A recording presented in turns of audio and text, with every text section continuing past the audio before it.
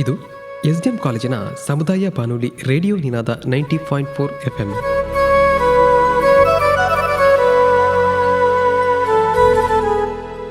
ಇದೀಗ ಗುರುಪೂರ್ಣಿಮಾ ಹಿನ್ನೆಲೆಯಲ್ಲಿ ಆದಿಶಂಕರಾಚಾರ್ಯರು ರಚಿಸಿದ ಗುರು ಅಷ್ಟಕಂ ಸ್ತೋತ್ರದ ವಾಚನ ಮತ್ತು ವ್ಯಾಖ್ಯಾನ ಕೇಳೋಣ. ಗುರುಪೂರ್ಣಿಮಾ ಗುರುಪೂರ್ಣಿಮಾ ಗುರುಪೂರ್ಣಿಮಾ ಗುರುಪೂರ್ಣಿಮಾ. ವಾಚನ ಎಸ್ಡಿಎಂ ಕಾಲೇಜಿನ ತೃತೀಯ BSc ವಿದ್ಯಾರ್ಥಿ ಚಿನ್ಮಯ ಅನಂತ ಹೆಗಡೆ. ವ್ಯಾಖ್ಯಾನ ಎಸ್ಡಿಎಂ ಕಾಲೇಜಿನ ಸಂಸ್ಕೃತ ವಿಭಾಗದ ಸಹಾಯಕ ಪ್ರಾಧ್ಯಾಪಕರಾದ ಶ್ರೇಯಸ್ ಪಾಲಂದೆ.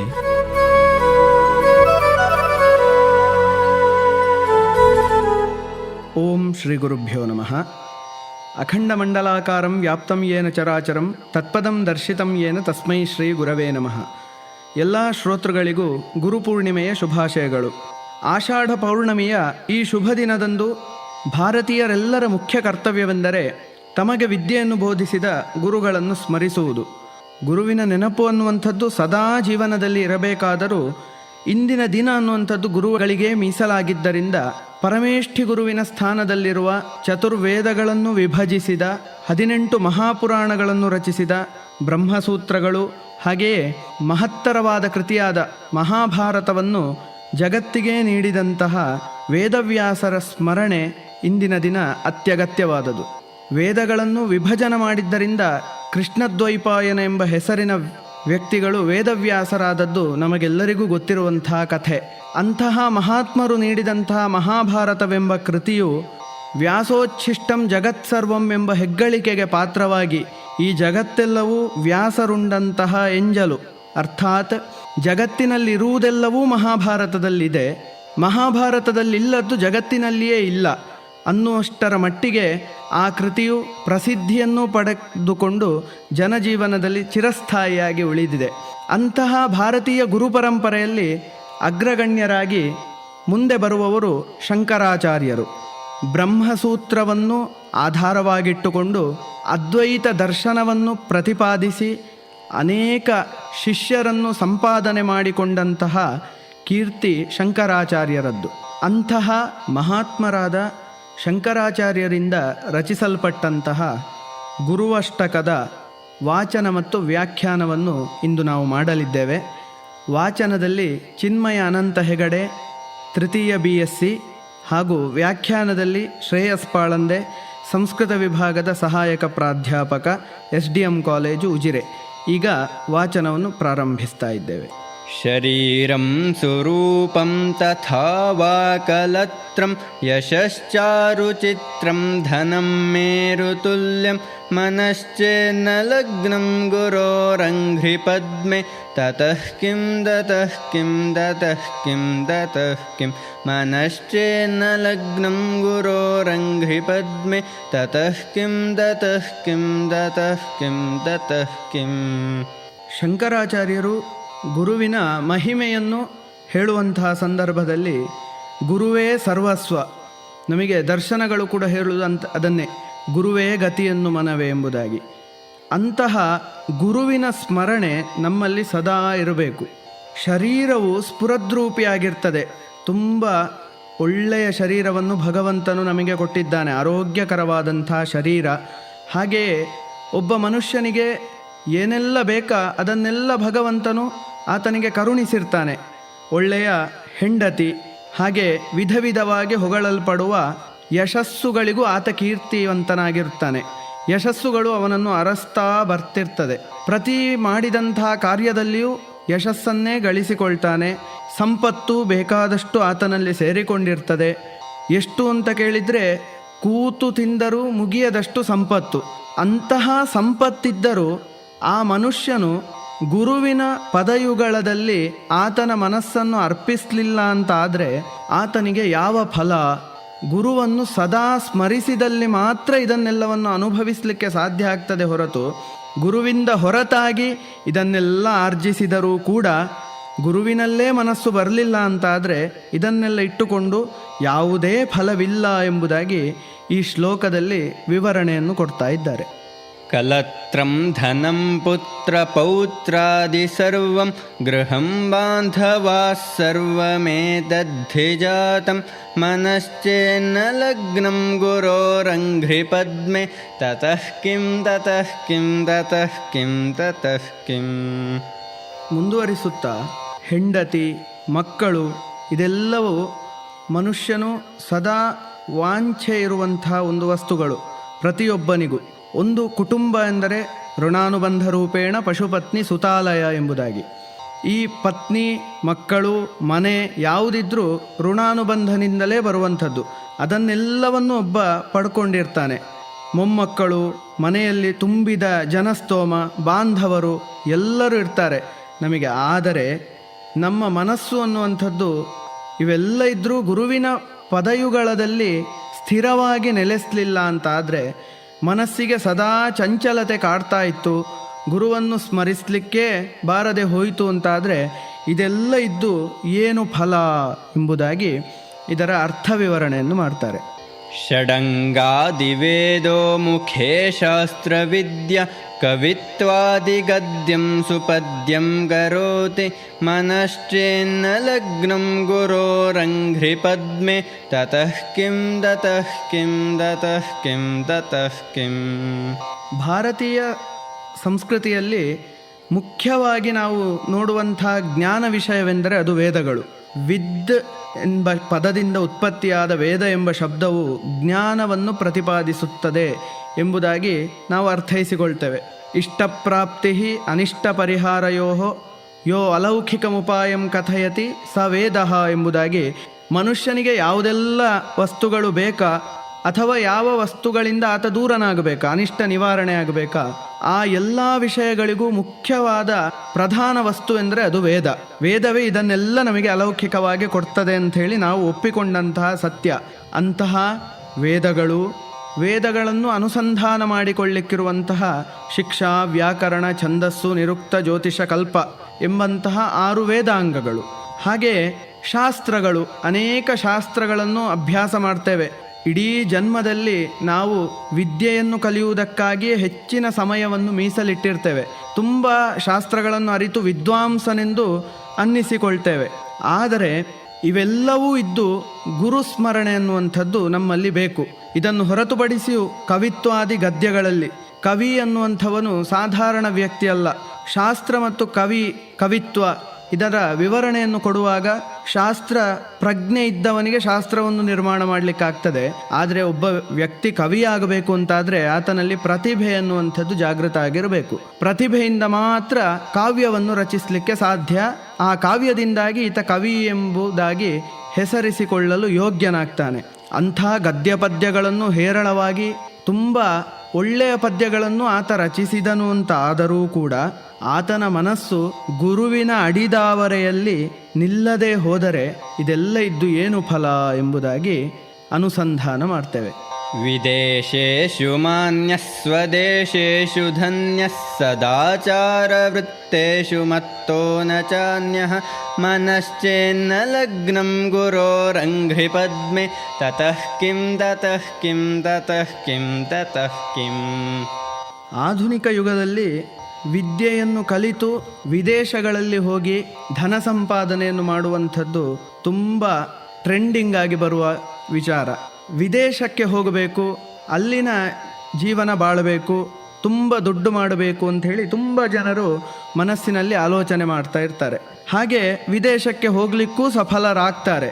ಹಾಗೆ ಅಂಥ ಮನುಷ್ಯರು ಸ್ವದೇಶದಲ್ಲಿಯೂ ಒಳ್ಳೆಯ ಹೆಸರನ್ನೂ ಗಳಿಸ್ತಾರೆ. ತಾವು ಹುಟ್ಟಿದ ದೇಶದಲ್ಲಿಯೂ ಒಳ್ಳೆಯ ಹೆಸರನ್ನು ಪಡೆದುಕೊಂಡು ವಿದೇಶಗಳಲ್ಲಿಯೂ ಬಹು ಕೀರ್ತಿವಂತರಾಗಿ ಮೆರೆಯುತ್ತಾ ಇರ್ತಾರೆ. ಹಾಗೆ ಒಳ್ಳೆಯ ಗುಣಗಳನ್ನು ಹೊಂದಿರ್ತಾರೆ. ತುಂಬ ಸದಾಚಾರ ಗುಣವಂತರಾಗಿ ಎಲ್ಲರಿಂದಲೂ ಮಾನಿಸಲ್ಪಟ್ಟು ಒಬ್ಬ ವ್ಯಕ್ತಿ ಸಮಾಜದಲ್ಲಿ ಎಲ್ಲರಿಂದ ಗುರುತಿಸಿಕೊಂಡು ಇಂತಹ ವ್ಯಕ್ತಿ ಇನ್ನೊಬ್ಬನಿಲ್ಲ ಎಂದು ಹೇಳಿಕೊಳ್ಳುವಷ್ಟು ಪ್ರಸಿದ್ಧರಾಗಿರ್ತಾರೆ, ಆಚಾರವಂತರಾಗಿರ್ತಾರೆ. ಆದರೂ ಇಷ್ಟೆಲ್ಲ ಇದ್ದಂತಹ ವ್ಯಕ್ತಿಯು ಗುರುವನ್ನು ಮರೆತ ಎಂದಾದಲ್ಲಿ ಗುರುವಿನ ಪದ್ಮಗಳಲ್ಲಿ ಈತನಿಗೆ ಭಕ್ತಿ ಬರಲಿಲ್ಲ ಎಂಬುದಾಗಿ ಆದಾಗ ಇದರಿಂದ ದೊರಕುವ ಫಲ ಯಾವುದು ಆತನಿಗೆ ಲಭ್ಯವಾಗಲಿಕ್ಕೆ ಸಾಧ್ಯ ಇಲ್ಲ. क्षमामण्डले भूपभूपालवृन्दैः सदा सेवितं यस्य पादारविन्दं मनश्चेन्न लग्नं गुरोरङ्घ्रिपद्मे ततः किं ततः किं ततः किं ततः किಂ.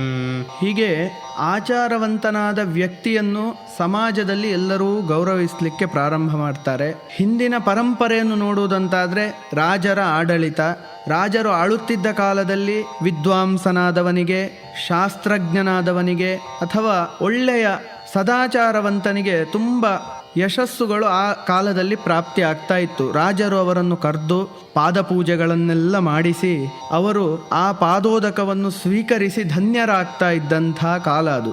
ಹಾಗೆ ಈಗಿನ ಜಗತ್ತಿನಲ್ಲಿ ನೋಡುವುದಂತಾದರೂ ಈಗ ನಾವು ಏನು ಸರಕಾರದ ಅಧೀನದಲ್ಲಿ ಇದ್ದೇವೋ ಆ ರಾಜ ಪರಂಪರೆ ಹೋಗಿ ಈಗ ಸರಕಾರದ ಪರಂಪರೆ ಬಂದಾಗಲೂ ಕೂಡ ಒಳ್ಳೆಯ ವ್ಯಕ್ತಿಗಳಾದಲ್ಲಿ ಎಲ್ಲರೂ ಆತರನ್ನು ಗೌರವಿಸ್ತಾರೆ, ಗುರುತಿಸ್ತಾರೆ. ಅಂತಹ ವ್ಯಕ್ತಿಯು ಎಲ್ಲರಿಂದ ಮಾನಿಸಲ್ಪಟ್ಟವನಾಗಿದ್ದರೂ ಕೂಡ ಆತ ತನ್ನ ಗುರುವನ್ನು ಸ್ಮರಣೆ ಮಾಡಲಿಲ್ಲ. ಮನಶ್ಚೆನ್ನ ಲಗ್ನಂ ಗುರೋರಂಘ್ರಿ ಪದ್ಮೆ, ಗುರುವಿನ ಅಂಘ್ರಿಗಳಲ್ಲಿ ಪದಯುಗ್ಮಗಳಲ್ಲಿ ಆತನ ಭಕ್ತಿಯನ್ನು ಸಂಪೂರ್ಣವಾಗಿ ಸಮರ್ಪಿಸಲಿಲ್ಲ ಅಂತಾದರೆ ಇದೆಲ್ಲ ಇದ್ದು ಏನು ಫಲ? ಯಶೋ ಮೇ ಗತಂ ದಿಕ್ಷು ದಾನ ಪ್ರತಾಪತ್ ಜಗದ್ವಸ್ತು ಸರ್ವಂ ಕರೆ ಯತ್ ಪ್ರಸಾದತ್ ಮನಶ್ಚೇನ್ನ ಲಗ್ನಂ ಗುರೋರಂಘ್ರಿ ಪದ್ಮೆ ತತಃ ಕಿಂ ತತಃ ಕಿಂ ತತಃ ಕಿಂ ತತಃ ಕಿಂ. ಈ ಶ್ಲೋಕದಲ್ಲಿ ದಾನದಿಂದ ಪ್ರಾರಂಭ ಮಾಡ್ತಾರೆ. ದಾನವನ್ನು ನೀಡುವುದಕ್ಕಾಗಿಯೇ ಜೀವನ ಎಂಬುದಾಗಿ ಬಾಳಿದಂಥ ವ್ಯಕ್ತಿಗಳು ತುಂಬ ಜನರಿದ್ದಾರೆ. ಕರ್ಣನ ಜೀವನದಲ್ಲಿ ಆತ ದಾನವನ್ನು ನೀಡಿಯೇ ಯಶಸ್ಸನ್ನು ಗಳಿಸಿಕೊಂಡಿದ್ದ. 3 ಲೋಕಗಳಲ್ಲಿಯೂ ಕೂಡ ದಾನ ಎಂಬ ಶಬ್ದ ಬಂದಲ್ಲಿ ಕರ್ಣ ಎಂಬ ವ್ಯಕ್ತಿ ಇರ್ತಿದ್ದ. ಅಷ್ಟು ಕೀರ್ತಿವಂತನಾಗಿದ್ದಂತಹ ಕರ್ಣವ. ಹಾಗೆ ದಾನ ನೀಡುವುದರಲ್ಲಿ ತುಂಬ ವ್ಯಕ್ತಿಗಳು ಎತ್ತಿದ ಕೈ, ಬಲಗೈಯಿಂದ ಕೊಟ್ಟ ದಾನ ಎಡಗೈಗೆ ಗೊತ್ತಾಗಬಾರದು ಅಂತ ಹೇಳಿ ಕೂಡ ಹೇಳ್ತಾರೆ. ಹಾಗೆ ಅಂತಹ ದಾನ ಕೊಟ್ಟು ಇಡೀ ಲೋಕದಲ್ಲಿಯೂ ವಿಶ್ವಮಾನ್ಯನಾದವನು, ಯಾರ ಅನುಗ್ರಹದಿಂದ ಜಗತ್ತಿನ ಸಮಸ್ತ ವಸ್ತುಗಳು ಆತನ ಕೈವಶವಾಗಿದೆಯೋ, ಎಲ್ಲ ಕೀರ್ತಿ ಏನಿದ್ದರೂ ಅದು ಗುರುವಿಗೆ ಸಲ್ಲಬೇಕಾದದ್ದು. ಗುರು ಹೇಳಿಕೊಟ್ಟಂತಹ ಮಾರ್ಗದರ್ಶನದಿಂದ ಮಾತ್ರ ನಾವು ಇದನ್ನೆಲ್ಲವನ್ನು ಪಡಿಲಿಕ್ಕೆ ಸಾಧ್ಯವೇ ಹೊರತು ಒಬ್ಬ ಗುರು ಇಲ್ಲ ಅಂತಾದ್ರೆ ನಮ್ಮಿಂದ ಯಾವ ಕೆಲಸವೂ ಸಸೂತ್ರವಾಗಿ ನಡೀಲಿಕ್ಕೆ ಸಾಧ್ಯ ಇಲ್ಲ. ಗುರು ಶುಶ್ರೂಷೆಯ ವಿದ್ಯಾ, ಗುರುವಿಗೆ ಶುಶ್ರೂಷೆಯನ್ನು ಮಾಡಿ ಗುರು ಸೇವೆಯನ್ನು ಮಾಡಿ ಪಡೆದುಕೊಂಡಂತಹ ವಿದ್ಯೆ ಮಾತ್ರ ಪರಿಪೂರ್ಣವಾಗ್ತದೆ. ಅದನ್ನು ಹೊರತಾಗಿ ನಾವು ಎಷ್ಟು ಯಾವ ವಿದ್ಯೆಯನ್ನು ಕಲಿತರೂ ಕೂಡ ಅದು ಪರಿಪೂರ್ಣವೆಂದೆನಿಸಿಕೊಳ್ಳಿಕ್ಕೆ ಸಾಧ್ಯ ಇಲ್ಲ. ಆದ್ರಿಂದಾಗಿ ಯಾರ ಅನುಗ್ರಹದಿಂದ ಇದೆಲ್ಲವೂ ನಮಗೆ ಸಂಪಾದನೆ ಆಗಿದೆಯೋ ಅಂಥ ವ್ಯಕ್ತಿಯನ್ನೇ ನಾವು ಮರೆತೆವು ಅಂತಾದರೆ, ಅಥವಾ ಆ ಎಲ್ಲ ಕೀರ್ತಿಗಳಿಗೆ ಭಾಜನರಾಗಲು ಕಾರಣನಾದ ಗುರು, ಆ ಗುರುವನ್ನು ನಾವು ಮರೆತೆವು ಅಂತಾದರೆ ಆ ಗುರುವಿನಿಂದ ದೊರಕುವ ಫಲ ಯಾವುದೂ ನಮಗೆ ದೊರಕುವುದಿಲ್ಲ. ಅಷ್ಟನ್ನು ಹೊರತುಪಡಿಸಿ ಈ ಯಾವ ಸತ್ಕಾರ್ಯಗಳನ್ನು ಮಾಡ್ತೇನೋ ಆ ಫಲಗಳು ನಮಗೆ ಯಾವತ್ತಿಗೂ ದೊರೆಯಲಿಕ್ಕೆ ಸಾಧ್ಯ ಇಲ್ಲ. ನ ಭೋಗೇ ನ ಯೋಗೇ ನ ವಾಜಿರಾಜೌ ನ ಕಾಂತಾಮುಖೇ ನೈವ ವಿತ್ತೇಷು ಚಿತ್ತಂ ಮನಶ್ಚೇನ್ನ ಲಗ್ನಂ ಗುರೋರಂಘ್ರಿ ಪದ್ಮೆ ತತಃ ಕಿಂ ತತಃ ಕಿಂ ತತಃ ಕಿಂ ತತಃ ಕಿಂ. ಚತುರಾವಸ್ಥೆಗಳನ್ನು ಹೇಳುವಾಗ ಬ್ರಹ್ಮಚರ್ಯ, ಗೃಹಸ್ಥ, ವಾನಪ್ರಸ್ಥ, ಸನ್ಯಾಸ ಎಂಬ 4 ಅವಸ್ಥೆಗಳನ್ನು ಹೇಳ್ತೇವೆ ನಾವು. ಸನ್ಯಾಸಾವಸ್ಥೆಯಲ್ಲಿ ಎಲ್ಲವನ್ನು ತ್ಯಜಿಸಿ ಕೇವಲ ಪರಮಾತ್ಮನಲ್ಲಿ ತನ್ನ ಭಕ್ತಿಯನ್ನು ಲೀನವಾಗಿರಿಸಿ ಆತನನ್ನು ಕಾಣುವುದೊಂದೇ ಆ ಅವಸ್ಥೆಯ ಗುರಿಯಾಗಿರ್ತದೆ. ಅಂತಹ ಸಾಧನೆಯನ್ನು ಮಾಡುವಂತಹ ವ್ಯಕ್ತಿಗಳು ತುಂಬ ಇದ್ದಾರೆ. ನಾವು ದರ್ಶನಗಳನ್ನು ನೋಡುವಾಗ ಷಡ್ದರ್ಶನಗಳು, ಹಾಗೆ ಆಸ್ತಿಕ ನಾಸ್ತಿಕ ಎಂಬಂತಹ ಭೇದಗಳು ಬರ್ತದೆ. ಅಂತೂ ಮೂಲ ಸ್ವರೂಪವಾಗಿ ಪರಮಾತ್ಮನನ್ನು ನೋಡ್ತೇವೆ ಆ ದರ್ಶನಗಳಲ್ಲಿ. ಅಂತಹ ಪರಮಾತ್ಮನಲ್ಲಿ ಲೀನನಾದವನಿಗೆ ಇಹಲೋಕದ ವಸ್ತುಗಳು ಯಾವುದೂ ಆತನಿಗೆ ಸಮವಲ್ಲ, ಎಲ್ಲವನ್ನು ತ್ಯಜಿಸಿರ್ತಾನೆ. ನ ಭೋಗೇನ ಯೋಗೇ ನ ವಾಜಿರಾಜವು, ಯಾವುದು ಯೋಗವಾಗಲಿ ಭೋಗವಾಗಲಿ ಅಥವಾ ನ ವಾಜಿ ಎಂಬ ಶಬ್ದದ ಅರ್ಥ ಕುದುರೆ ಎಂಬುದಾಗಿ. ಹಿಂದಿನ ಕಾಲದಲ್ಲಿ ಸಂಚಾರ ಮಾಡಲಿಕ್ಕೆ ಇದನ್ನೇ ಬಳಸ್ತಾ ಇದ್ದದ್ದು. ಈಗಿನ ಹಾಗೆ ವಾಹನ ಸೌಕರ್ಯಗಳಾಗಲಿ ಯಾವುದೇ ವಿಷಯಗಳು ಆಗ ಇರಲಿಲ್ಲ. ಆದರೂ ಅದರಲ್ಲಿಯೂ ಆಸಕ್ತಿ ಇಲ್ಲ. ಅಥವಾ ನ ಕಾಂತಾಮುಖೇ ನೈವ ವಿತ್ತೇಷು ಚಿತ್ತಂ, ದುಡ್ಡಿನಲ್ಲಿಯೂ ಆಸೆ ಇಲ್ಲ. ಇಡೀ ಮನುಷ್ಯ ಜೀವನವೇ ಇರುವುದು ದುಡ್ಡು ಮಾಡಲಿಕ್ಕಾಗಿ ಅಂತಲೇ ತಿಳ್ಕೊಂಡು ತಿಳ್ಕೊಂಡವರಿದ್ದಾರೆ. ಆದರೂ ಮನುಷ್ಯನಿಗೆ ದುಡ್ಡಿನಲ್ಲಿಯೂ ಆಸಕ್ತಿ ಇಲ್ಲ, ತನ್ನ ಹೆಂಡತಿ ಮಕ್ಕಳಲ್ಲಿಯೂ ಆಸಕ್ತಿ ಇಲ್ಲ, ಎಲ್ಲದರಿಂದ ವಿರಕ್ತನಾಗಿದ್ದಾನೆ. ಎಲ್ಲದರಿಂದ ವಿರಕ್ತನಾದವನಿಗೆ ಸರ್ವಸ್ವವು ಯಾರು ಅಂತ ಕೇಳಿದರೆ ಪರಮಾತ್ಮ. ಆ ಪರಮಾತ್ಮನಲ್ಲಿ ಮಾತ್ರ ಮನಸ್ಸಿಟ್ಟಿರ್ತಾನೆ, ಆಗ ಅವನಿಗೆ ಎಲ್ಲಾ ಫಲಗಳೂ ಪ್ರಾಪ್ತಿ ಆಗ್ತದೆ. ಆದರೆ ಹೀಗೆ ಎಲ್ಲದರಿಂದ ವಿರಕ್ತನಾಗಿ ಯೋಗದಿಂದ, ಭೋಗದಿಂದ, ರಾಜನಿಂದ, ಹಾಗೆ ವಾಜಿ, ಪತ್ನಿ, ಹೆಂಡತಿ, ಮಕ್ಕಳು, ಸಂಸಾರ, ಇದರಿಂದ ಎಲ್ಲರದಿಂದ ವಿಮುಕ್ತನಾದವನಿಗೂ ಕೂಡ ಗುರುವಿನ ಪದದಲ್ಲಿ ಅವ ತನ್ನ ಮನಸ್ಸನ್ನು ಅರ್ಪಿಸಲಿಲ್ಲ ಅಂತಾದ್ರೆ ಇದರಿಂದ ಯಾವುದೇ ಪ್ರಯೋಜನ ಆತನಿಗೆ ಲಭ್ಯವಾಗಲಿಕ್ಕೆ ಸಾಧ್ಯ ಇಲ್ಲ ಅಂಥೇಳಿ ಈ ಶ್ಲೋಕ ಹೇಳ್ತದೆ. ಅರಣ್ಯೇನ ವಾ ಸ್ವಸ್ಯ ಗೇಹೇನ ಕಾರ್ಯೇ ನ ದೇಹೇ ಮನೋ ವರ್ತತೆ ಮೇ ತ್ವನರ್ಘ್ಯೆ ಮನಶ್ಚೇನ್ನ ಲಗ್ನಂ ಗುರೋರಂಘ್ರಿ ಪದ್ಮೆ ತತಃ ಕಿಂ ತತಃ ಕಿಂ ತತಃ ಕಿಂ ತತಃ ಕಿಂ. ಮುಂದಿನ ಶ್ಲೋಕದಲ್ಲಿ ಎಲ್ಲವನ್ನೂ ತ್ಯಜಿಸಿದ್ದಾನೆ ಮನುಷ್ಯ, ಮನೆಯಲ್ಲಿ ನಿಲ್ಲಿಕ್ಕೂ ಅವನಿಗೆ ಮನಸ್ಸಾಗ್ತಾ ಇಲ್ಲ. ಈ ಅವಸ್ಥೆ ಬರುವಂಥದ್ದು ವಿಷಯಾಸಕ್ತಿಯಿಂದ ದೂರನಾದಾಗ, ಇಂದ್ರಿಯ ಜಯನಾದಾಗ, ಇಂದ್ರಿಯಗಳನ್ನೆಲ್ಲ ನಿಗ್ರಹಿಸಿ ಆತ ಜಿತೇಂದ್ರನಾದಾಗ ಇಂತಹ ಆಸಕ್ತಿಗಳೆಲ್ಲ ಅವನಿಂದ ದೂರವಾಗ್ತದೆ. ತನ್ನ ತಾನೇ ಕಷ್ಟಪಟ್ಟು ದುಡಿದು ಕಟ್ಟಿಸಿದ ಮನೆಯಲ್ಲಿ ನಿಲ್ಲಿಕ್ಕೂ ಅವನಿಂದ ಸಾಧ್ಯ ಆಗುವುದಿಲ್ಲ.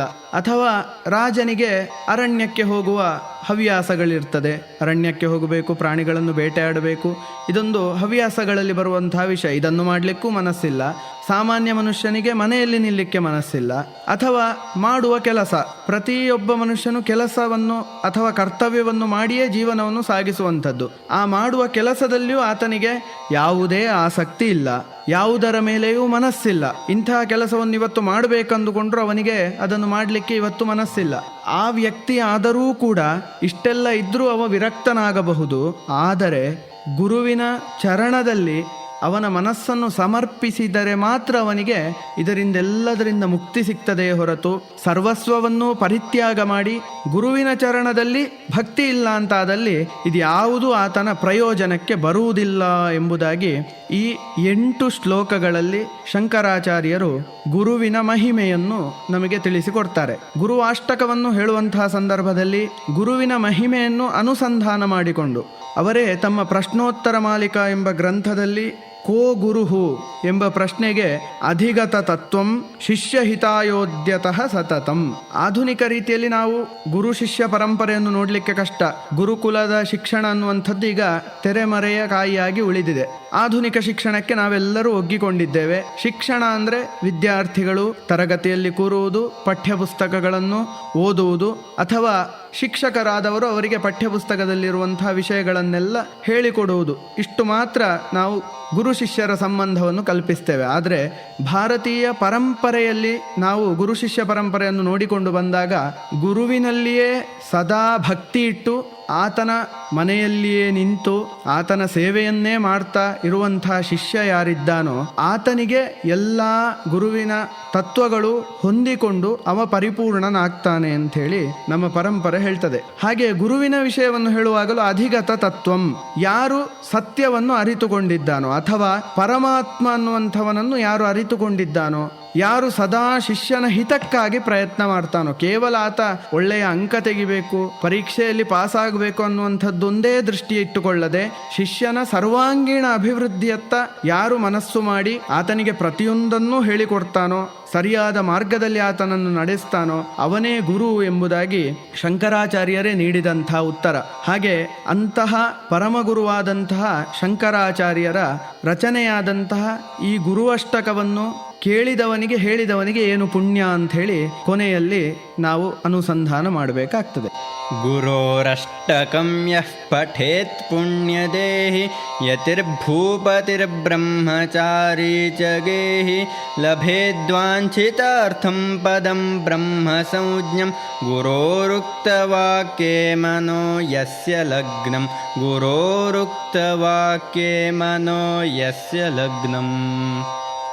ಕೊನೆಯಲ್ಲಿ ಫಲಶ್ರುತಿಯನ್ನು ಹೇಳುವಾಗ ಎಲ್ಲರಿಗೂ, ಯತಿಯಾಗಲಿ, ರಾಜನಾಗಲಿ, ಬ್ರಹ್ಮಚಾರಿಯಾಗಲಿ, ಗೃಹಸ್ಥನೇ ಆಗಲಿ, ಯಾರಾಗಿದ್ದರೂ ಗುರುವಿನ ಅಷ್ಟಕವನ್ನು ಎಲ್ಲರೂ ಸದಾ ಪಠಿಸಬೇಕಾದದ್ದು ಆದ್ಯ ಕರ್ತವ್ಯ.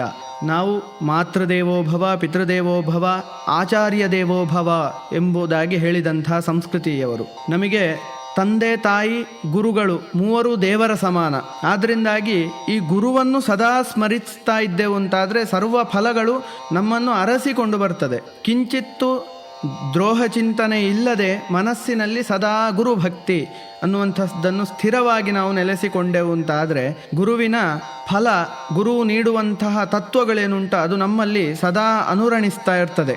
ಆದ್ದರಿಂದ ಇಂತಹ ಗುರು ಅಷ್ಟಕವನ್ನು ಕೇಳಿದವನಿಗೆ ಆತನ ಮನಸ್ಸು ಸದಾ ಗುರುವಿನಲ್ಲಿಯೇ ನೆಲೆ ನಿಂತು ಆತನು ಬೇಡಿದಂತಹ ಇಷ್ಟಾರ್ಥಗಳೆಲ್ಲವೂ ಅವನಿಗೆ ಪ್ರಾಪ್ತಿಯಾಗಿ ಕೊನೆಯಲ್ಲಿ ಸಿಗಬೇಕಾದಂತಹ ಬ್ರಹ್ಮ ಪದವಿ ಅಂದರೆ ಮೋಕ್ಷ ಎಂಬುದಾಗಿ ಹೇಳ್ತೇವೆ. ಸದಾ ಇದನ್ನು ಪಠಿಸುವುದರಿಂದ ಮೋಕ್ಷದವರೆಗೆ ಮನುಷ್ಯನನ್ನು ಇದು ಕರ್ಕೊಂಡು ಹೋಗ್ತದೆ. ಆದ್ರಿಂದಾಗಿ ಗುರುವನ್ನು ಯಾವತ್ತೂ ಮರೆಯದೆ ಸದಾ ನೆನಪಿನಲ್ಲಿ ಇಟ್ಟುಕೊಂಡು ಅವರ ಸ್ಮರಣೆಯನ್ನು ಮಾಡ್ತಾ ಗುರು ಸೇವೆಯನ್ನು ನೆರವೇರಿಸುತ್ತಾ ನಮ್ಮ ಜೀವನವನ್ನು ನಾವು ಕಳೆದಲ್ಲಿ ಗುರುವಿನ ತತ್ವವು ನಮ್ಮಲ್ಲಿ ಒಳಗೊಂಡು ಸದಾಚಾರವಂತರಾಗಿ ಸಮಾಜದಲ್ಲಿ ಯೋಗ್ಯ ವ್ಯಕ್ತಿಗಳಾಗಿ ಬಾಳಲಿಕ್ಕೆ ನಮಗೆ ಇದೇ ಮಾರ್ಗದರ್ಶಕ ರೂಪವಾಗಿ ನೆಲೆಸ್ತದೆ. ಆದ್ದರಿಂದ ಎಲ್ಲರೂ ಭಾರತೀಯ ಗುರುಪರಂಪರೆಯ ತತ್ವಗಳನ್ನು ಅಳವಡಿಸಿಕೊಂಡು ಧನ್ಯರಾಗೋಣ ಎಂದು ತಿಳಿಸುತ್ತಾ ಈ ವಾಚನ ವ್ಯಾಖ್ಯಾನವನ್ನು ಮುಗಿಸುತ್ತಾ ಇದ್ದೇವೆ. ಧನ್ಯವಾದಗಳು. ಗುರು ಪೂರ್ಣಿಮಾ ಗುರು ಪೂರ್ಣಿಮಾ ಗುರು ಪೂರ್ಣಿಮಾ ಗುರು ಪೂರ್ಣಿಮಾ. ಇದುವರೆಗೆ ಗುರು ಪೂರ್ಣಿಮಾ ಹಿನ್ನೆಲೆಯಲ್ಲಿ ಆದಿಶಂಕರಾಚಾರ್ಯರು ರಚಿಸಿದ ಗುರು ಅಷ್ಟಕಂ ಸ್ತೋತ್ರದ ವಾಚನ ಮತ್ತು ವ್ಯಾಖ್ಯಾನ ಕೇಳಿದ್ದೀರಿ. ವಾಚಿಸಿದವರು ಎಸ್ಡಿಎಂ ಕಾಲೇಜಿನ ತೃತೀಯ BSc ವಿದ್ಯಾರ್ಥಿ ಚಿನ್ಮಯ ಅನಂತ ಹೆಗಡೆ. ವ್ಯಾಖ್ಯಾನಿಸಿದವರು ಎಸ್ಡಿಎಂ ಕಾಲೇಜಿನ ಸಂಸ್ಕೃತ ವಿಭಾಗದ ಸಹಾಯಕ ಪ್ರಾಧ್ಯಾಪಕರಾದ ಶ್ರೇಯಸ್ ಪಾಲಂದೆ. ಇನ್ನೊಂದು ಕಾರ್ಯಕ್ರಮದಲ್ಲಿ ಮತ್ತೆ ಭೇಟಿಯಾಗೋಣ. ಅಲ್ಲಿಯವರೆಗೆ ಕೇಳ್ತಾ ಇರಿ. ಇದು ಎಸ್ಡಿಎಂ ಕಾಲೇಜಿನ ಸಮುದಾಯ ಬಾನುಲಿ ರೇಡಿಯೋ ನಿನಾದ 90.4 FM. ಇದು ಜನಮನದ ನಾದ ತರಂಗ.